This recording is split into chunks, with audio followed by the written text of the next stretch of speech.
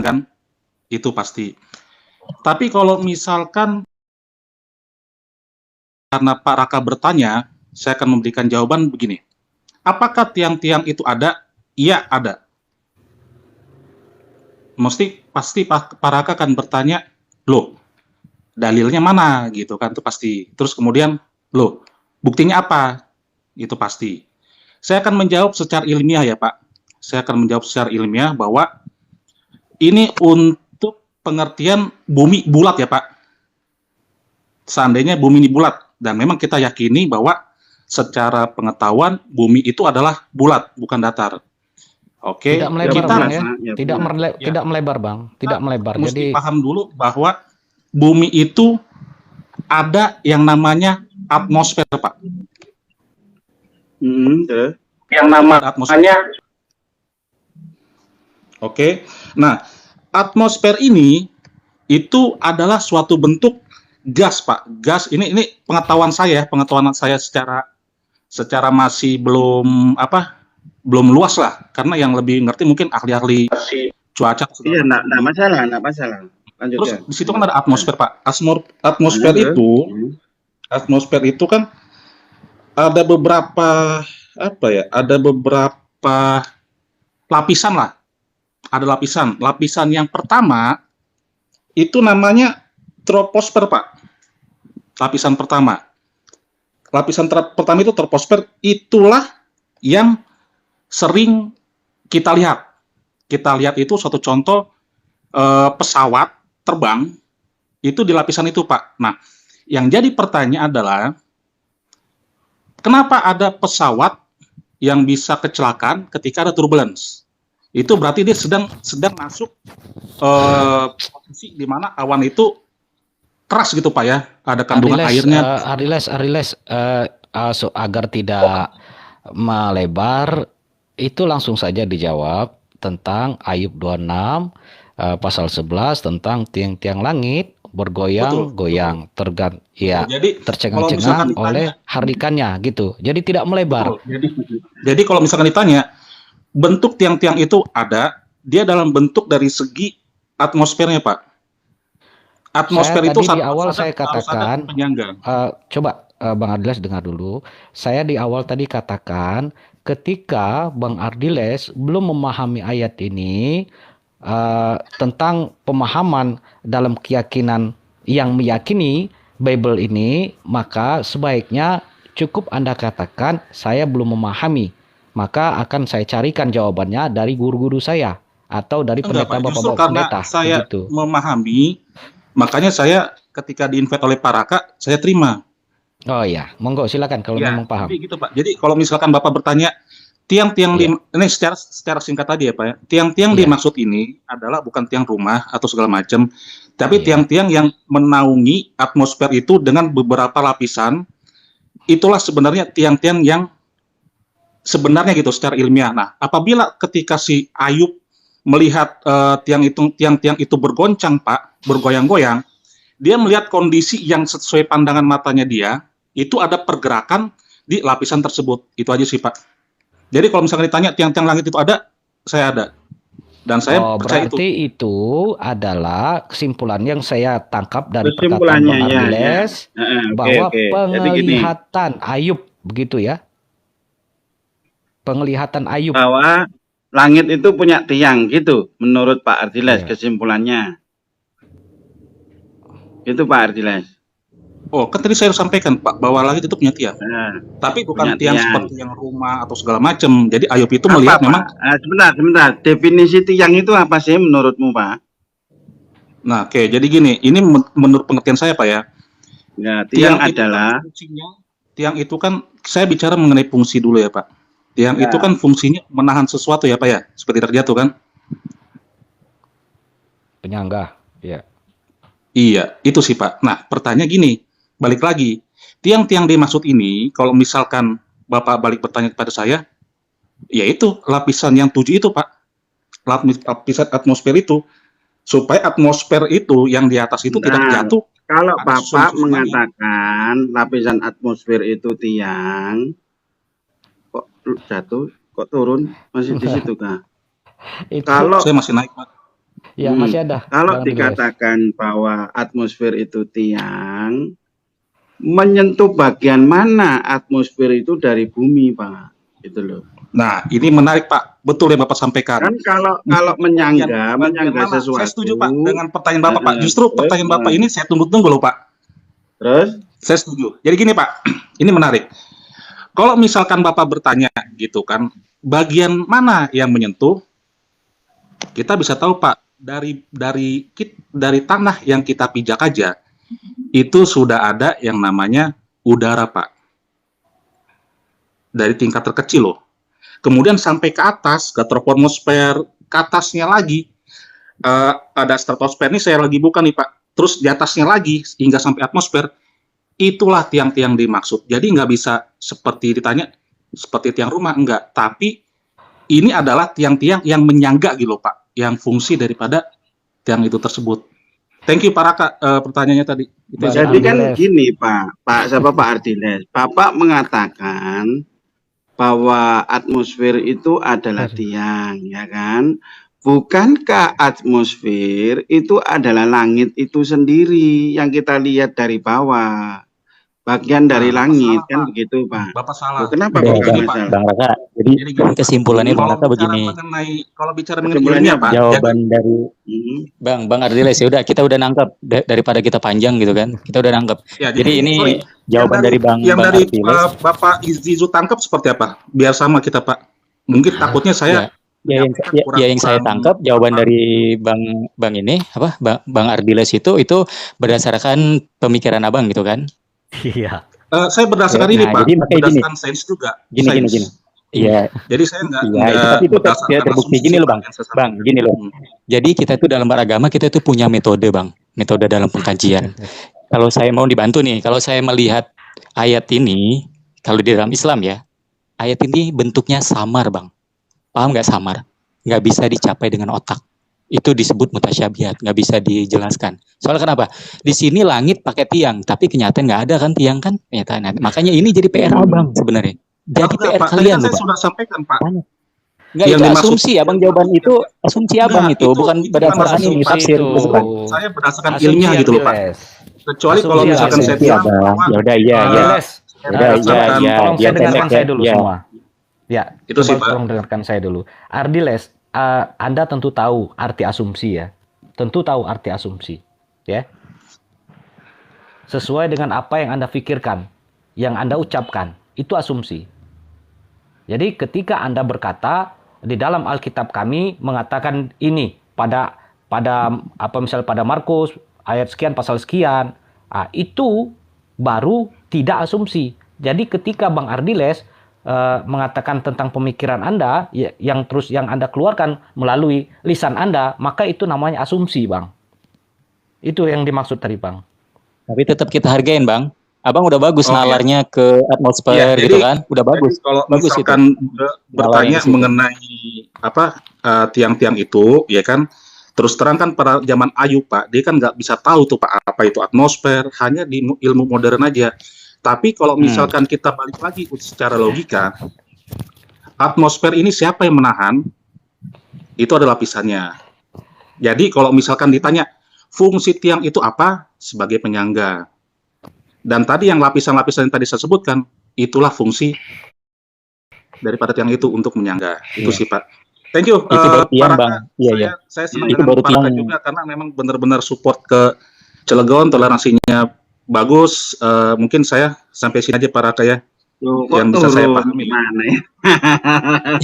Udah nggak apa-apa. Ya kita hargain Bang. Dia ini apa? Kristen atau Bang Raka, kita hargai asumsinya. Tolong dibaca lagi Pak Zizu mengenai atmosfer ya Pak. Ada Uniriva ini loh kok turun. Ini kita hargai asumsi kawan-kawan Kristen. Soalnya jawaban dia itu kan asumsi baru sebatas langit, baru sebatas tiang, belum tercengang. Di situ kan ada kalimat tercengang-cengang kan. Benar. Kita tanya dulu ke Uniriva. Uniriva gini. Di ayat ini kan dikatakan jika tiang-tiang langit bergoyang-goyang, tercengang-cengang oleh hardiknya, ya kan? Pertanyaan saya kepada teman-teman Kristen, apakah langit itu mempunyai tiang? Kan begitu. Lalu si Ardiles mengatakan tiang itu digambarkan seolah-olah atmosfer itu. Dan langit itu di atas atmosfer, lalu atmosfer itu menahan langit itu. Jadi yang menjadi ini yang Bang double netizen siapa ya? tolong di-mute dulu. Mantul, Bang netizen ini dari tadi. Gimana Uni? Apakah opini tadi bisa diterima sesuai dengan akal logika kita? Silakan. Oke. Bismillahirrahmanirrahim. Ini mau jawabannya akademis atau jawaban asumsi ini dari aku? Silakan akademis. Itu Apakah dia berusaha untuk mengakademiskan jawabannya? Apakah masalahnya bisa diterima gitu loh? Ya itu yang jadi masalah. Tidak bisa Ada yang diterima itu loh. Ada yang Ya ini turun dulu, nanti senjulit ini turun dulu. Kita naikkan yang Katolik, Pak Mario Nadawi. Silakan Uni, jelaskan dulu. Gini ya. Uni, jangan yang asumsi Uni. Oke, jadi gini. Ini kalau dalam Islam itu kan kita diperintahkan untuk bersikap adil ya. Nah, adil di sini maksudnya kalau saya itu selama berdiskusi itu lihat lawan saya. Nah, kalau di sini kan yang bertanya kan kita nih, kita yang bertanya sebagai Muslim, ayat dalam Ayub pasal 26 ayat 11. Nah, kalau aku sendiri memang pernah pihak dari kita teman-teman Muslim mempertanyakan tentang ayat ini. Kalau bicara tentang sains, iya, memang teman-teman kita Kristen di antaranya yang berdiskusi dengan saya itu mengakui bahwa tidak semua ayat-ayat di dalam Bible itu bisa divalidasi dengan sains. Karena bagi mereka, ayat-ayat di kitab mereka itu ada istilah yang disebut dengan metafora, perumpamaan, alegori.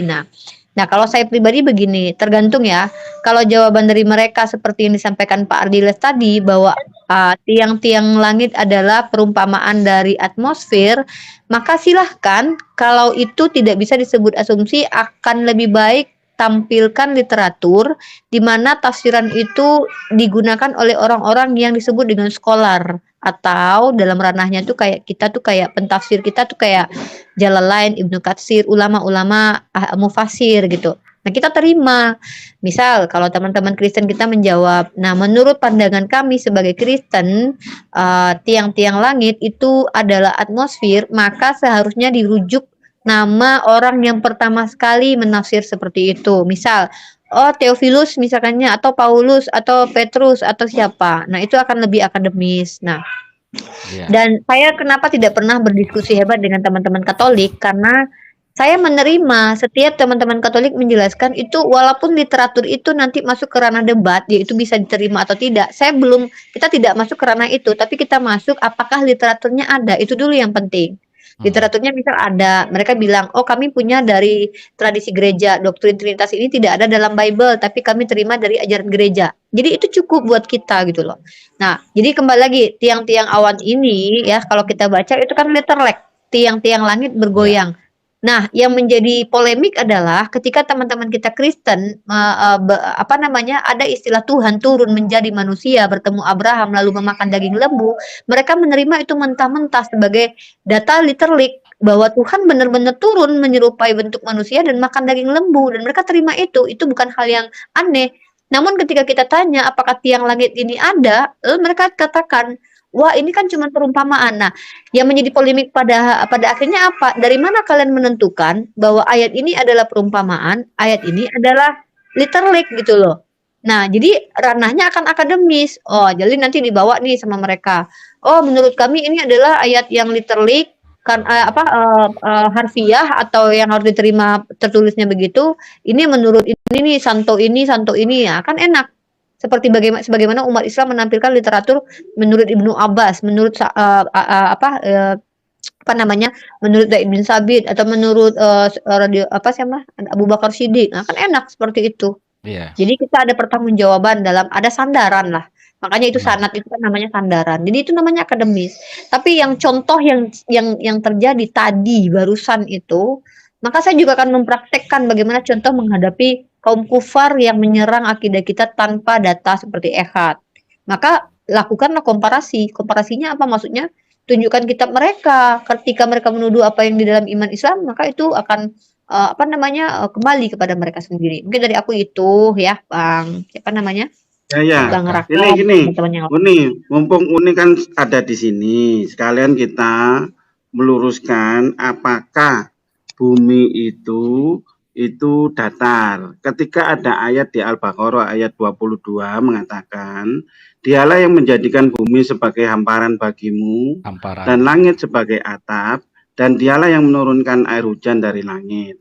Lalu dihasilkan dengan hujan itu buah-buahan sebagai rezeki untukmu.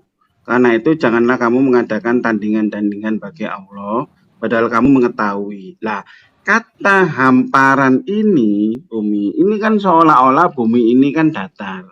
Kalau menurut penjelasan Uni Rifa sendiri bagaimana? Silakan. Supaya yang teman-teman ini tidak salah penafsiran atau dan lain sebagainya. Silakan. Jadi gini ya, kalau kita bicara, saya menghamparkan karpet di lantai gitu ya. Ini kan sebuah lapisan kulit bumi yang dibicarakan Allah ini adalah memang dihamparkan, bumi ini dihamparkan. Yang kenapa Allah berbicara dihamparkan? Karena kita sebagai manusia sama seperti Dzulkarnain yang pergi melihat di tepi pantai seolah-olah matahari masuk ke dalam lumpur. Maksudnya apa? Allah membicarakan apa yang ya itu Allah sedang membicarakan apa yang mampu kita indera gitu loh. Yang Allah bicarakan sesuatu yang mampu kita lihat, dan kita hanya coba bayangkan kalau Allah menggunakan bahasa yang kita tidak pernah bisa lihat gitu loh, sesuatu yang sedangkan kata aras aja itu menjadi perdebatan. Misalnya nih, aras aja Allah bilang itu, kita umat Islam kadang di mana aras, bagaimana bentuk, makanya Allah larang untuk memikirkan zat Allah. Kenapa? Kita belum pernah melihat.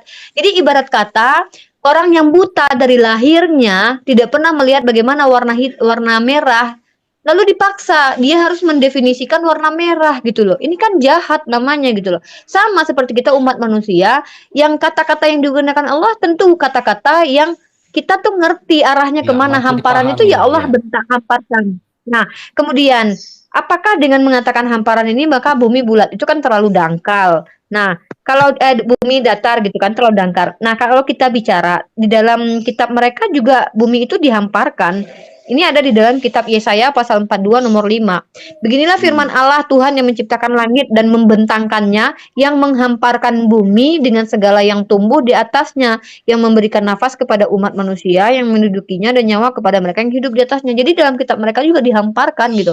Jadi kalau mereka mengolok-olok kita dengan mengatakan bumi dihamparkan, ini mereka mengolok kitabnya sendiri gitu loh. Karena bumi juga dihamparkan, dan bahkan atap langit itu dibentangkan loh, kayak ngebentangin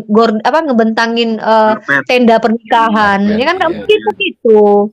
Nah, jadi artinya begini, terlalu cetek teman-teman kita yang menjadi penghujat ini untuk hanya menyerang Islam tapi tidak mau belajar kitab suci mereka. Ada di dalam kitab suci mereka itu kata-kata yang tidak bisa ditafsir secara harfiah, seperti Tuhan mencukur bulu paha. Apakah mau diterima nanti Tuhan mencukur? Tidak bisa gitu loh. Artinya marilah saya menghimbau buat teman-temanku yang Kristen yang memang punya kedewasaan dan kemampuan dalam bersikap dan berbeda. Marilah kita naik, diskusikan dengan kita di sini secara akademis. Secara akademis bawalah literatur, kemudian sebutkan nama pencetus literaturnya, itu penting bagi kita. Kemudian bawakan kepada kami bagaimana kalian memahamkan agar kami mampu mencerna dengan akal kami sesuatu yang rasional. Kalau memang itu konteksnya harus rasional, tapi dalam ranah iman memang tidak bisa rasional. Jangan kalian naik dalam ranah diskusi, karena itu sikapnya imani saja. Nah, tapi buat kalian terhitung penghujat ya, saya janjikan kepada kalian, kalian akan mendapatkan tamparan keras ketika kalian menghina agama saya, itu Islam. Itu janji saya. Ya. Jelas ya teman-teman, jangan ngomong bumi itu datar, sudah dijelaskan oleh Uni, itu ada persepsi manusianya yang melihat seolah-olah bumi itu datar ya Uni ya. Itu menurut sudut pandang izin manusia. Pamit dulu Bang Raka, Uni, Iya. Bang Sisu. Ya. Ini